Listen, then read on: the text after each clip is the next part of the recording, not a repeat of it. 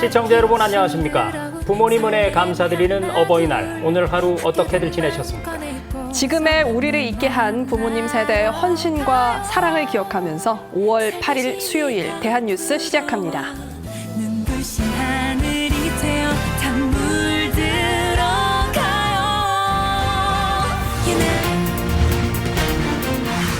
부산대가 교무회의에서 의대 정원 증원 학칙 개정안을 부결한 것에 대해 교육부가 유감을 표했습니다. 학칙 개정이 무산되면 시정명령을 할 수 있다고 밝혔습니다. 윤석열 대통령이 취임 2년을 맞아 내일 용산 대통령실에서 기자회견을 합니다. 윤 대통령은 참모들에게 국민이 궁금해할 질문 위주로 기자회견 내용을 준비할 것을 지시했습니다. 한국형 초음속 전투기 KF-21의 공동 개발국인 인도네시아가 개발 분담금을 연체하며 약속한 분담금의 3분의 1 수준만 내고 기술 이전도 덜 받겠다고 우리 정부에 제안했는데요. 정부가 이를 수용하는 쪽으로 가닥을 잡았습니다.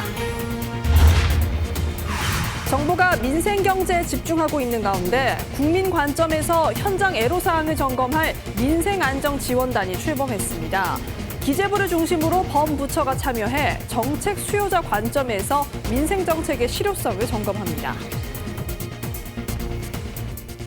첫 소식입니다. 부산대가 교무회의에서 의대 증원이 반영된 학칙 개정안을 부결한 것에 대해서 교육부가 유감을 표했습니다.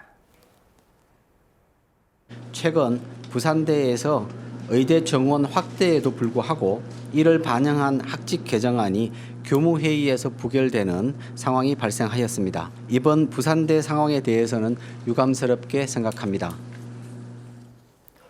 교육부는 시정명령 가능성을 시사했지만 대학 스스로 증원 수요를 제출한 만큼 학내에서 학칙 개정을 완료해 줄 것을 당부했습니다. 최다희 기자입니다. 부산대는 기존 125명이던 의대 신입생 정원을 200명으로 늘리는데 2025학년도에는 증원분의 50%인 163명을 모집할 방침이었습니다. 하지만 지난 7일 부산대 교무회의에서 이 같은 의대 정원 증원을 내용으로 한 학칙 개정안이 부결됐습니다. 교육부는 이 같은 부산대의 결정에 유감을 표했습니다. 다른 대학에서는 이미 학칙 개정이 완료되었거나 개정 절차가 정상적으로 진행되는 상황에서 이번 부산대 상황에 대해서는 유감스럽게 생각합니다. 이어 법령상 학칙 개정은 고등교육법 제6조, 동법 시행령 제4조 등에 따라 학교회장이 최종적으로 공포하며 부산대의 경우 아직 학칙 개정 절차가 완료된 상황은 아니라고 설명했습니다. 또한 대학별 의대 정원은 교육부 장관이 정하는 사항에 따라야 하며 이를 따르지 않을 경우 고등교육법 제60조에 따른 시정명령의 가능성까지 밝혔습니다. 다만 대학이 스스로 의대 정원 증원의 수요를 제출한 만큼 대학 내에서 의견을 모아 학칙을 완료해 줄 것을 당부했습니다. 조만간 학칙 개정안을 재심의하여 의대 정원이 반영된 학칙이 개정되기를 기대하고 있습니다. 앞으로 교육부는 대학별 학칙 개정이 법령의 범위 내에서 이루어지는지 면밀하게 모니터링하겠습니다. 한편 정부는 법원이 최근 의대 정원 증원의 근거 자료를 제출하라고 요구한 것과 관련해 법원에서 요청한 자료와 소명 사항에 대해서는 성실히 소명하겠다고 밝혔습니다. 다만 보건의료정책심의위원회와는 달리 의대 정원 배정위원회는 법정위원회가 아니며 회의록 작성 의무가 없고 고등법원에서도 배정위원회 회의록을 별도로 요청하지 않았다고 설명했습니다. KTV 최다희입니다. 윤석열 대통령이 취임 2년을 맞아 내일 용산 대통령실에서 기자회견을 합니다. 대국민 보고와 회견을 합쳐서 1시간 30분 동안 생중계될 예정인데요. 윤 대통령은 참모들에게 국민들이 정말 궁금해할 질문 위주로 준비하자고 당부했습니다. 문기혁 기자가 보도합니다. 윤석열 대통령은 내일 오전 10시부터 용산 대통령실 집무실에서 영상을 통해 대국민 보고를 합니다. 보고를 마치면 1층 브리핑룸으로 걸어 내려가 기자들을 만나 회견을 시작합니다. 공식 명칭은 윤석열 정부 2년 국민 보고 및 기자회견입니다. 먼저 영상을 통해 지난 2년과 앞으로의 3년을 국민에게 직접 보고한 뒤 이어 기자들과 질의응답 위주의 말 그대로 회견을 하는 겁니다. 약 1시간 30분간 진행되며 모두 생중계됩니다. 집무실에서 국민 여러분께 영상을 통해 지난 2년 정부의 국정 운영 기조와 정책 추진 상황을 설명드리고 앞으로 3년의 국정 운영 계획을 말씀드릴 것입니다. 대통령은 이후 1층 브리핑룸으로 이동해 기자회견을 시작할 예정입니다. 질의응답은 주제 제한 없이 자유롭게 이뤄집니다. 윤 대통령도 최근 참모들에게 지난 2년간의 소회와 같은 뻔한 질문보다는 국민이 정말 궁금해할 질문 위주로 기자회견을 준비하자고 당부한 것으로 전해졌습니다. 대통령실 관계자는 국민이 알고 싶어하고 오해하고 있는 부분들에 대해 윤 대통령이 직접 소상히 설명하는 취지로 기자회견을 하는 것이라고 설명했습니다. 이어 모든 질문을 받을 순 없지만 최대한 많은 질문을 받을 예정이라고 덧붙였습니다. 그러면서 김수경 대변인이 사회를 보며 방송과 신문, 지역 언론 등을 골고루 안배해 질의응답을 받을 예정이라고 소개했습니다. KTV 문기혁입니다. 윤석열 정부 출범 2년을 돌아보는 시간입니다. 먼저 3대 개혁 과제 중 하나인 노동 분야인데요. 정부는 노사 법치의 현장 정착에 주력하는 한편 노동시장의 양극화를 해소하기 위해 원하청 상생협력 모델의 확산에도 주력해왔습니다. 김현지 기자의 보도입니다. 지속가능한 노동시장을 만들기 위해 정부가 추진하고 있는 노동개혁. 그 출발로 강조한 건 노사법치였습니다. 노동개혁의 출발은 노사법치입니다. 법을 지키는 노동운동은 확실하게 보장하되 불법행위는 노사를 불문하고 엄정하게 대응할 것입니다. 이에 정부는 재작년 화물연대 총파업과 지난해 건설노조 불법행위에 대한 강력 대응에 나섰습니다. 또 지난해 노조 회계공시 제도를 시행했습니다. 노조 운영 투명성을 높이기 위해서였는데 시행 첫 해 90% 넘는 노조가 회계공시에 참여한 것으로 집계됐습니다. 악의적이고 상습적으로 임금을 체불한 사업주에 대해선 엄정하게 대응하고 있습니다. 정부는 임금 체불에 대해서는 계속해서 법과 원칙에 따라 끝까지 엄정하게 책임을 묻겠습니다. 소액이라도 고의적으로 임금을 체불한 사업자는 반드시 법정에 세움으로써 벌금만 내면 그만이라는 그릇된 인식부터 반드시 바꾸어 나가겠습니다. 현장 노사관계는 안정화되고 있는 것으로 나타났습니다. 윤석열 정부 출범 이후 지난해까지 노사 분쟁으로 인한 근로손실 일수가 대폭 줄었습니다. 이와 함께 노동시장 이중구조를 개선하기 위한 원하청 상생협력 모델도 확산되고 있습니다. 지난해 2월 조선업에 이어 지난달엔 자동차 업계에서도 상생협약이 체결됐습니다. 상생협의체라는 걸 통해서 애로사항을 서로 나눌 수 있는 그런 창구가 열려서 서로 신뢰할 수 있는 문화를 만들었다라고 볼 수 있습니다. 전문가들은 원하청 상생협력 모델이 앞으로 많은 제조업 분야에 확산될 필요가 있다고 말합니다.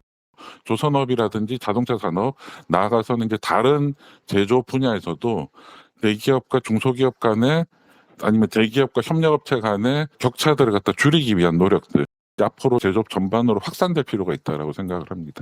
정부는 이외에도 기업 인력난을 해소하기 위해 비전문 취업비자를 발급받아 국내에서 일하는 외국인 근로자를 올해 역대 최대 규모로 늘렸습니다. 노동자 수급이 편안하니까 회사에 작업하는데 생산 차질이 일어나지 않고 생산 실적이 도움이 된다는 얘기죠. 정부는 앞으로 일자리 창출력을 높이기 위해 합리적인 노사관계를 구축하는 데 나서는 한편 경력이 단절된 여성들이 조기에 노동시장에 복귀할 수 있도록 지속해서 정책을 추진한다는 계획입니다. KTV 김현지입니다. 지난 2년간 교육 분야에서도 크고 작은 변화가 이어졌습니다. 늘봄학교가 본격 도입되면서 학부모들의 돌봄 부담이 덜었고 교육계 수건 사업인 유보통합도 속도를 더해 통합 추진을 위한 기본 체계를 마련했습니다. 계속해서 박지성 기자입니다. 지난해 시범 운영됐던 늘봄학교는 올해부터 전국 2,000여 개 초등학교에서 본격 운영되고 있습니다. 수업이 일찍 끝나는 초등학교 저학년생들의 오후 돌봄 공백을 줄이기 위해 오후 8시까지 학교에서 다양한 교육 프로그램이 가능해진 겁니다. 대통령부터 부처 장차관들은 직접 일일 강사로 나서 학생들과 만났습니다. 누리호는 한마디로 뭐죠? 그렇지. 젖소를 키워서 우유를 만드는 일을 하는 분들이 나물 농을 다 하라고 해요. 학부모들은 학원 뺑뺑이 대신 안전한 학교에서 오후 돌봄을 메울 수 있는 점을 높게 평가했습니다. 사교육도 당연히 경제적인 부분에서 줄어들 수도 있고 아이들이 학교에서 이제 지낸 시간이 많다 보면 안전 문제라든가 교육적인 면에서 성장할 수 있지 않을까. 아이들 돌봄의 퀄리티라든지 수업의 퀄리티라든지 이런 것도 늘봄학교에서 좀 높일 수 있고. 이 같은 학부모 만족도는 통계에서도 드러납니다. 저출산 고령사회위원회가 전국 성인 2천여 명을 대상으로 조사한 결과 아이가 있는 부모 중 늘봄학교 이용을 희망하는 비중이 77%를 넘겼습니다. 실제 올해 새학기 시작과 함께 전국 초등학교 2,700여 곳에서 늘봄학교가 도입됐는데 한 달 사이 충남과 전북, 경북 지역에서 97곳이 추가로 참여했습니다. 참여율이 가장 저조했던 서울은 이달부터 늘봄 도입학교가 100여 곳 더 늘어납니다. 정부는 늘봄학교 본부처 지원본부를 중심으로 1학기 운영 애로사항을 개선해 2학기부터는 전국 모든 초등학교에 늘봄학교를 운영한다는 방침입니다. 교육계 수건사업으로 꼽히는 유보통합에도 속도가 나고 있습니다. 유보통합은 현재 어린이집과 유치원으로 이원화된 영유아 보육 교육체계를 통합하는 게 핵심입니다. 정부는 제3의 유아 교육기관을 만드는 통합 모델을 2025년까지 도입한다는 방침입니다. 어린이집이든 유치원이든 어딜 가거나 유아들이 원하는 프로그램을 선택할 수 있어야 된다는 것이고요. 유아의 어떤 경험이 훨씬 더 좋아지고 교육의 질이 높아질 것이다라고. 이를 위해 정부는 지난해부터 보건복지부와 지자체의 보육 예산과 권한을 교육부와 교육청으로 이관하는 작업에 착수하며 유보통합 추진의 기본 체계를 마련하고 있습니다. 유보통합 추진단을 중심으로 구체적인 통합기관 운영 방식과 교육과정 개정에 대한 현장 의견 수렴도 진행하고 있습니다. 이와 함께 영유아 교육과 보육의 질을 높이기 위한 교원 자격제도와 양성체계도 손볼 예정입니다. KTV 박지선입니다.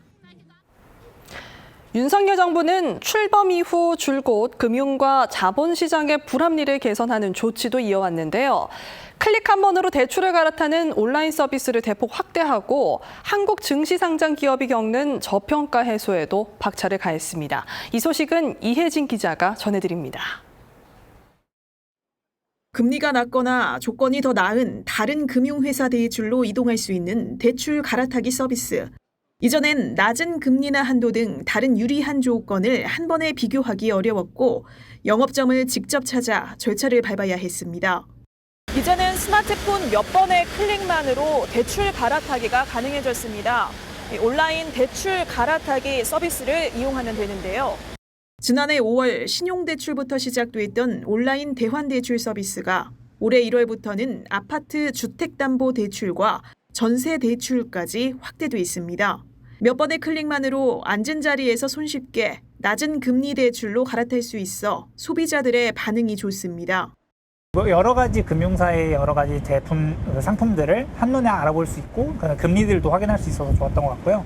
그리고 서류 없이 이제 방문 없이 한도나 아니면 거기서 바로 대출을 실행할 수 있다는 점도 굉장히 매력적인 것 같습니다. 제도 시행 1년 만에 17만 4천여 명이 보다 낮은 금리로 대출 환승에 성공했습니다. 대출 금리는 평균 1.54%포인트 떨어졌습니다. 한 명당 절약한 연간 이자만 156만 원입니다. 금융권이 공격적으로 금리를 인하시키고 또 갈아타기만 해도 한 달치 이자를 지원하는 등 금융권 경쟁이 확산되는 모습을 직접 확인할 수 있었습니다. 자본시장에선 한국 증시 상장 기업이 다른 나라 비슷한 기업보다 저평가가 고착화한 현상, 이른바 코리아 디스카운트 해소에 박차를 가하고 있습니다. 기업 가치를 높이는 밸류업 지원으로 국내 증시 도약을 뒷받침하는 방향입니다. 밸류업 프로그램의 핵심은 상장사 스스로 기업 가치를 평가하고 미래 가치를 높이려면 어떻게 해야 할지 그 목표와 전략을 공개하는 겁니다. 금융당국은 1년에 한 번 자사 기업 가치 제고 계획을 공시하는 방향의 기업 밸류업 프로그램 가이드라인 초안을 이달 초 제시했습니다. 기업의 자발적 참여가 전제인 지원 책임만큼 보다 긴 관점에서 자본시장 활력에 도움이 될 걸로 보입니다. 방향성 자체는 이제 긍정적이라고 평가할 수가 있습니다. 지금 저성장 구조가 고착화되는 상황에서 경제 발전을 조금이라도 더 촉진하기 위해서는 모험 자본의 축적, 증가 필요성이 강하게 인정이 되고요. 이런 부분은 결국은 자본 시장이 지금보다 더 크게 성장하면서 모험 자본 공급 기능이 강화되어야 여기서 더 많은 스타트업 기업들도 생길 수 있고 우리 경제의 성장 엔진들이 나올 수 있단 말이에요. 그렇기 때문에 정부에서도 그러한 방향성에서 자본 시장을 활성화시키기 위한 그런 정책에 이제 조금 더 많은 그 자원을 할당할 수밖에 없는 거죠. 주식을 빌리지도 않고 매도 주문을 하는 무차입 공매도에 대한 형사처벌을 강화하는 등 시장 질서를 어지럽히는 불법 행위도 근절합니다. 올해 6월까지 공매도를 전면 금지한 금융당국은 불법 공매도를 막기 위한 전산 시스템 개선을 추진해 왔습니다. 모든 기관 투자자의 공매도 주문을 전산과 거래소 중앙차단 시스템을 통해 단계별로 검증하는 방식입니다. 정부는 이런 다양한 제도 개선을 통해 투자자들의 자본시장 불신이 줄어들 걸로 내다봤습니다. 이렇게 구축된 안정적 투자 환경을 기반으로 국민자산 축적을 위한 기회의 사다리를 계속해서 늘려갈 계획입니다. KTV 이혜진입니다.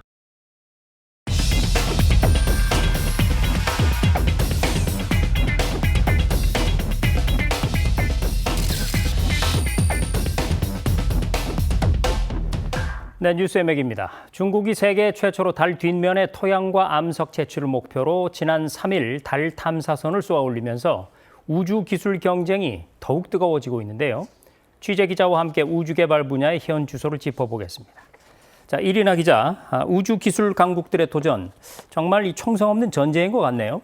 네, 맞습니다. 이 각국이 정말 팽팽한 경쟁을 이어가고 있는데요. 앞서 언급하신 대로 이 중국이 지난 3일 발사한 달 탐사선 창어 6호가 달 궤도에 진입했다고 발표했습니다. 지구에서 보이지 않는 달 뒷면의 토양 샘플 채취라는 임무를 안고 달로 향한 창어 6호가 임무 완수에 성공할 경우 또 하나의 인류 최초의 우주 탐사 성과가 되는데요. 그동안 달 표면 샘플 채취는 세계적으로 모두 10차례 가까이 이루어졌지만 모두 달 앞면에서 이루어졌습니다. 이 중국은 미국이나 러시아에 비해 뒤늦게 우주 개발에 뛰어들었지만 현재는 미국과 선두를 다투고 있는데요.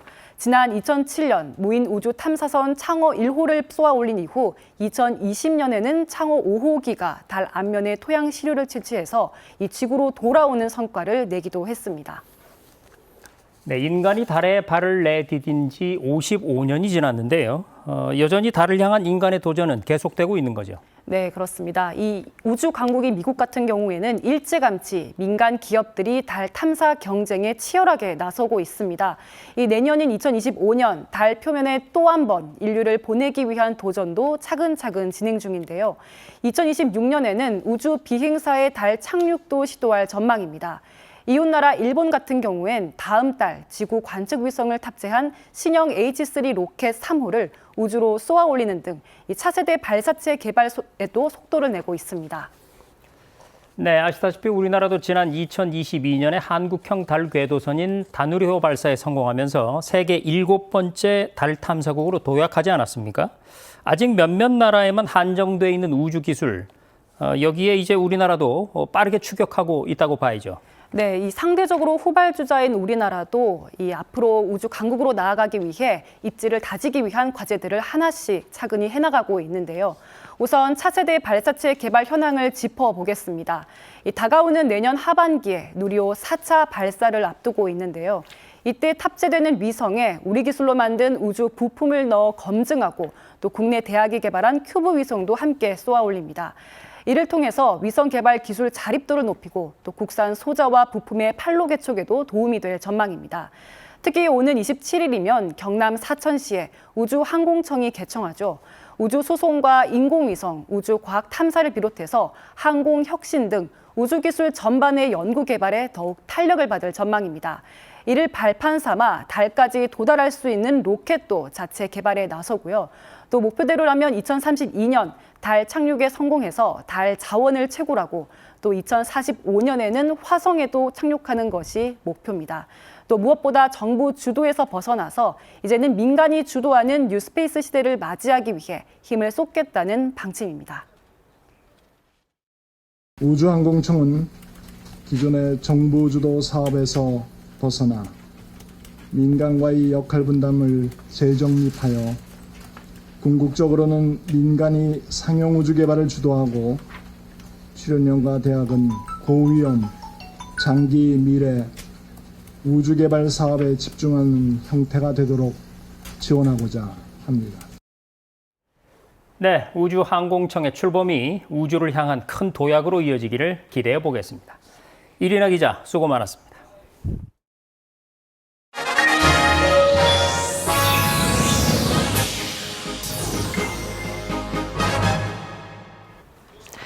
한국형 초음속 전투기 KF-21의 공동 개발국인 인도네시아가 개발 분담금을 연체해 문제가 되고 있습니다.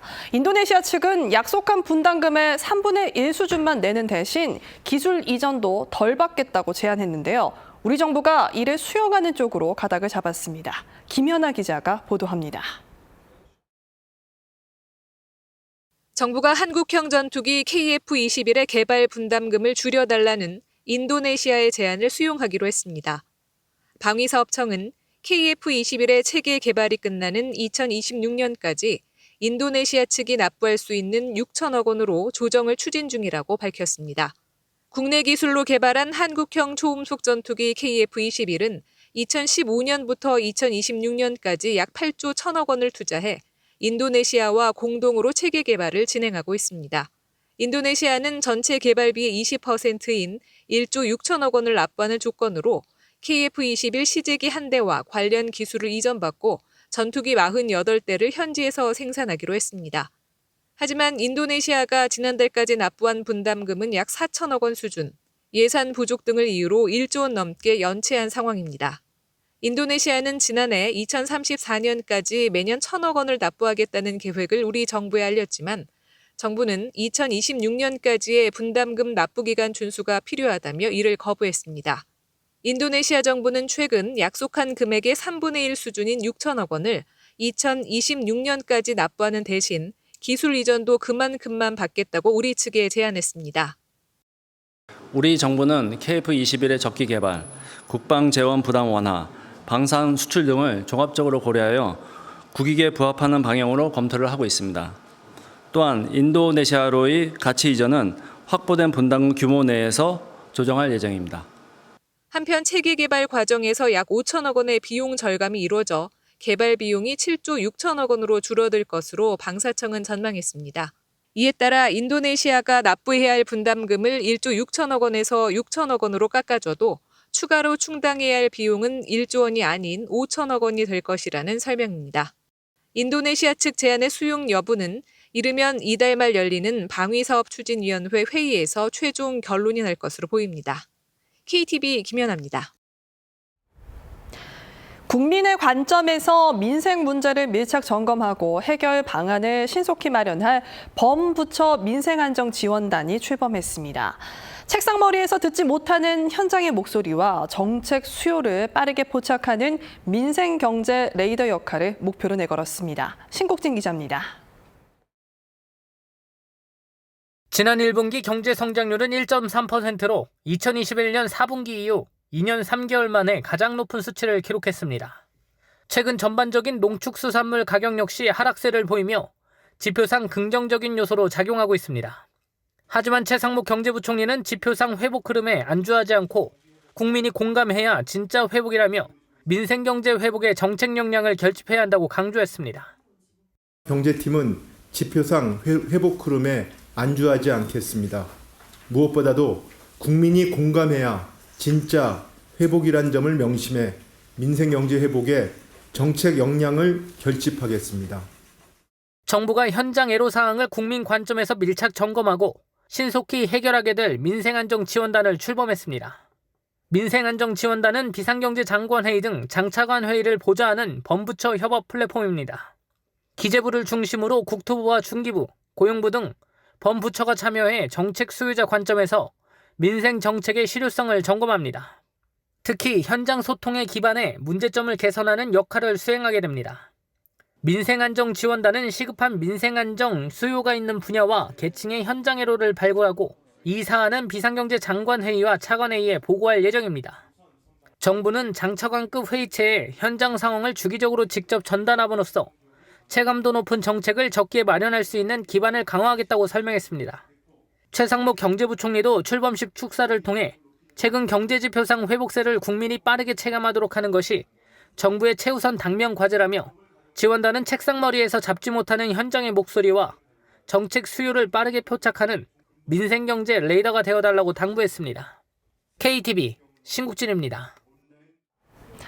우리 경제의 최전선을 이끄는 수출 중소기업들이 요즘 어려움이 많습니다. 정부가 수출의 활로를 열어주고 금융 지원을 늘리는 대책을 마련했는데요. 이렇게 해서 오는 2027년까지 수출 100만 달러 중소기업 3,000개를 키운다는 계획입니다. 조태영 기자의 보도입니다. 수출 중소기업은 우리 경제의 상당 부분 기여하고 있습니다. 수치로 살펴보면 전체 중소기업 대비 매출 17.2배, 영업이익 1.8배, 고용 5.1배를 기록 중입니다. 하지만 중소기업의 수출은 정체를 벗어나지 못하고 있습니다. 최근 10년간 중소기업 수출액은 1,100억 달러 부근에서 등락을 반복 중이고 수출 중소기업 수 역시 9만 4천 개 내외에서 머무르고 있습니다. 미중 패권 경쟁, 중동 분쟁 등 급변하는 해외 상황은 인력과 정보가 부족한 중소벤처기업에게 큰 부담입니다. 이에 정부가 직접 나서 중소벤처기업 글로벌화 지원 대책을 마련했습니다. 무성장하는 수출기업이 더 나올 수 있도록 스케일업을 할 수 있는 지원 프로그램을 만들겠다. 맞춤형으로 그리고 밀착형으로 저희가 수출 다트제 같은 제도 도입을 통해서 여러 가지 시장을 분석하고 먼저 수출 100만 달러 미만 초보기업에 대해서는 바이오 협상, 수출 계약서 작성 등 수출 전 과정을 지원하는 수출 닥터제를 도입합니다. 수출 고성장 기업들을 위한 스케일업 프로그램도 신설됩니다. 수출 제품 생산 등에 소요되는 자금 부담을 적시에 해소할 수 있도록 수출 바우처, 수출 금융 지원 한도를 2배 확대하고 각종 우대 혜택을 부여합니다. 아울러 정부는 유망한 내수기업의 수출을 적극 지원하고 국내에서 혁신성을 인정받은 내수기업 1,000곳을 2027년까지 수출기업으로 키운다는 계획입니다. 100만 불 이상 수출 규모를 저희가 넓혀나가겠다. 3,000개를 육성하겠다. 2027년까지. 기업들이 치밀한 시장 조사 없이 수출국을 정하는 폐해를 막기 위해 정부가 직접 수출 유망 품목과 국가 정보를 분석해 제안할 계획입니다. 특정 국가 수출이 급감하는 품목에 대해서는 수출 다변화 국가를 제시하는 위기 품목 다변화 맵도 구축합니다. 수출 성장성이 높은 테크 서비스 수출도 지원 대상입니다.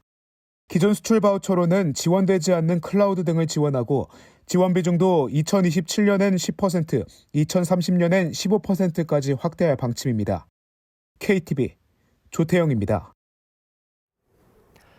유명 게임 회사가 유료 아이템의 확률을 마음대로 바꿔서 이용자들의 지갑을 털어갔던 사건 이후로 확률형 아이템의 정보를 의무적으로 공개하도록 했는데요. 제도 시행 한 달을 맞아서 유인촌 문화체육관광부 장관이 상황을 점검했습니다. 김찬규 기자가 전해드립니다. 지난 3월부터 게임 속 캐릭터 능력을 키우기 위해 사용하는 확률형 아이템 정보 공개가 의무화됐습니다. 앞서 유명 게임 회사가 이 유료 아이템의 확률을 마음대로 바꿔온 게 적발된 데 따른 조치입니다. 이에 따라 게임사는 게임 내부와 홈페이지, 광고물 등의 확률 정보를 표시해야 합니다. 광고에도 이제 확률형 아이템 포함이라고 이제 문구가 몇 번 보기도 했고, 이제 가차라는 시스템에 대해서 좀 더 신뢰감이 가기도 하고, 원래 이전부터 해왔던 게임인 만큼 이제 정을 좀 더 붙일 수 있게 되어서 조금 굉장히 좋다고. 게임물관리위원회는 개정된 게임산업법 시행 이후 한 달여 동안의 모니터링 현황을 공개했습니다. 위반 사항 105건이 적발됐는데 확률 정보를 표시하지 않거나 잘못 표시한 경우가 72%로 가장 많았고 확률형 아이템 포함 사실을 광고에 표시하지 않은 경우가 28%로 나타났습니다. 게임위는 표시 의무를 위반한 게임사에 시정 요청했다고 밝혔습니다. 시정 요청에도 개선되지 않으면 문화체육관광부가 시정 권고와 명령을 차례로 내리고 3번의 행정조치를 따르지 않으면 2년 이하의 징역이나 2천만 원 이하의 벌금에 처할 수 있습니다. 한편 위반 사례 가운데 해외 게임사가 62%로 국내 게임사보다 많은 비중을 차지했습니다. 해외 게임사는 단속이 어려워 국내 게임사들 사이에서 형평성을 두고 볼멘 소리가 나왔는데 게임위는 국외 사업자들이 국내법을 위반하면 애플과 구글 등 자체 등급 분류 사업자 앱스토어에서 게임을 삭제하기로 협의를 마쳤다고 밝혔습니다. 3월 22일 한국은 확률이 공개치 않으면 명확한 공개치 않으면 서비스할 수 없다고 통보를 꺼냈습니다. 유인촌 문체부 장관은 이날 확률형 아이템 정보 공개 시행 현황을 점검했습니다. 오늘 제가 그 모니터링을 해본 결과로는 상당히 안정적이다. 이 제도가 잘 정착이 되면 오히려 이용자들 입장에서는 굉장히 믿고 또 정말 즐거운 게임을 그렇게 할 수 있지 않을까. 게임 산업 발전을 위해서는 신뢰가 중요하다고 강조한 유 장관은 시행 초기인 만큼 이용자 불만과 게임사의 어려움을 파악해 제도를 보완해 나가겠다고 밝혔습니다. KTV 김찬규입니다.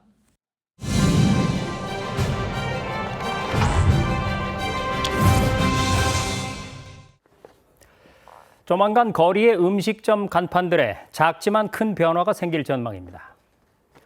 그동안 마약 떡볶이, 마약 김밥, 마약 옥수수 등 외식업계를 중심으로 중독될 만큼 맛있다는 의미로 이 마약이라는 단어가 흔히 사용됐는데요. 앞으로는 간판이나 음식의 메뉴에 이렇게 마약과 관련된 용어를 사용하는 게 전면적으로 금지되기 때문입니다. 그동안 외식업계의 간판과 메뉴에서 마약이란 말이 갈수록 많이 쓰이더니 최근에는 대마리카노, 대마라떼 등 마약 관련 용어를 넣어서 광고하는 음료 업체들까지 등장하면서 이른바 마약 마케팅이 갈수록 심화되는 추세입니다. 행정안전부에 따르면 상호에 마약 또는 대마라는 단어가 들어간 음식점만 전국에 270곳이 넘는다고 하니까 거의 일상어가 됐다고 해도 과언이 아닌데요. 하지만 오는 7월부터는 영업소의 간판, 메뉴, 제품 등에 마약이나 대마, 헤로인, 코카인 등 마약과 관련된 용어를 쓰면 행정처분 등의 제재를 받게 됩니다. 전문가들도 인지 발달이 미성숙한 청소년들이 음식 같은 긍정적인 매개체를 통해서 마약이라는 단어를 쉽게 접하는 건 결코 바람직하지 않다는 게 중론입니다. 다만 당장에 대체할 이름을 찾고 비용을 들여서 간판과 메뉴를 바꿔야 하는 영세 업주들의 경우는 부담을 덜어주는 방안이 필요해 보입니다. 한국으로 맛집 여행을 온 외국인이 한국에선 음식에다 마약을 넣는 게 합법화돼 있느냐고 물었다는 얘기가 우스갯소리로만 들리지 않는 건 K푸드의 세계화를 위해선 맛만큼이나 이미지도 중요하기 때문일 겁니다. 대한민국 대표 음식들에 붙을 더욱 맛깔스러운 새 별칭을 기대해 봅니다. 정책의 자물쇠를 여는 열쇠말, 한국은 마약도 파나요? 였습니다.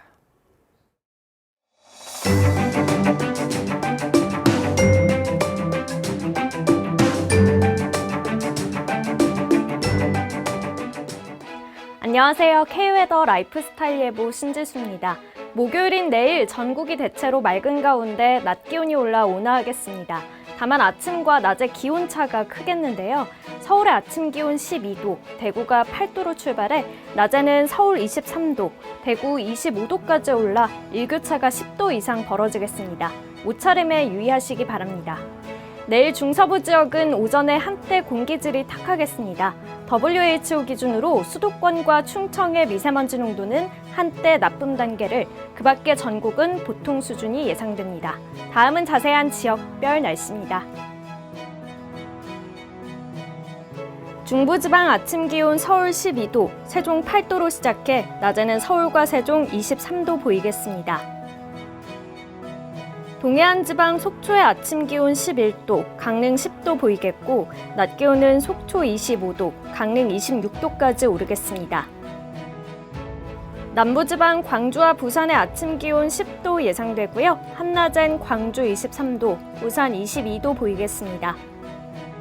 동해상과 남해상을 중심으로 풍랑특보가 내려진 가운데 내일 두 해상의 물결 최고 3.5에서 4m로 매우 높게 일겠습니다. 주말엔 다시 비 예보가 나와 있는데요. 비는 토요일 서쪽부터 시작돼 일요일엔 전국으로 확대될 전망입니다.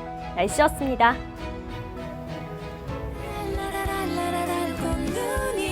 몇 해 전 한 식품 회사가 어버이날을 맞아서 진행한 노부모가 자식들에게 주로 하는 거짓말 설문조사에서 가장 많은 33%를 차지한 대답이 아픈 데 없고 건강하니까 걱정하지 말거라였습니다. 가정의 달에 혹여 가족들이 아픈 곳은 없는지, 평소 말하지 못한 고민은 없는지 마음을 열고 대화하는 시간 가져보시면 좋을 것 같습니다. KTV 대한뉴스 오늘 저희가 준비한 소식은 여기까지. 시청해주신 여러분 고맙습니다.